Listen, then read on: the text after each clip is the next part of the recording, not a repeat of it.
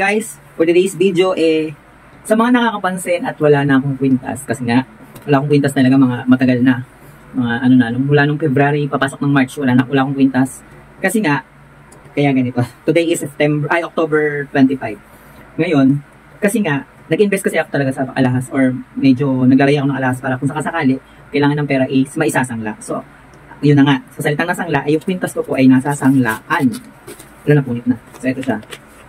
Yan, nasa sanglaan siya. At ang sangla niya is, excuse me, ito.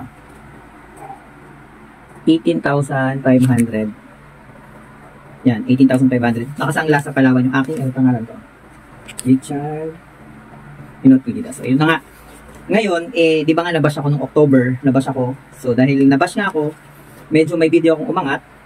May video ko noon, yun, may video ko na umangat-angat yung may naka-earn ng konti. So, ngayon ay hindi ko nga siya nakahulugan, ay hindi ko siya na tubuan nung September. Yan.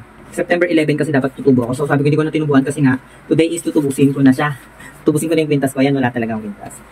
Yan. So, mamaya ay tutubusin ko na siya. So, let's go. Tubusin na natin. Hanggang dito na lang muna dahil mamaya video ko habang at buti na lang rin pala, tilipat ko yung aking account kasi dati sa BDO. Medyo nagka-problema ngayon dahil expired na.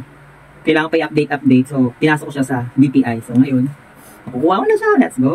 Thank you so much sa mga basher. Maraming salamat sa mga basher. Kung gusto nyo, salamat basher.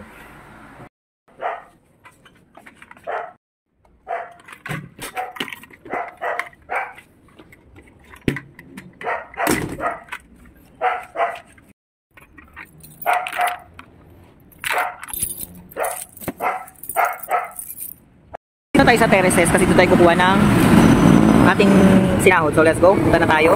Ayun lang siya, yung BPI. So let's go. Baka mamaya bawal mag video, so mamaya na lang. So yun na nga, 20 lang pala adihang sa BPI. Maximum na siya, 20 lang. So yun na nga, kunin na lang muna natin yung ating kwintas. So dito na tayo sa Palawan, tutupusin na natin ang ating kwintas. So nakuha ko na ang aking kwintas. Na-miss ko siya. Ito yung pendant.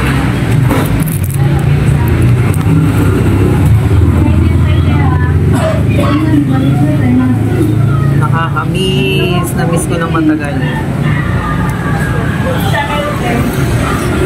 Ito ang Palawan.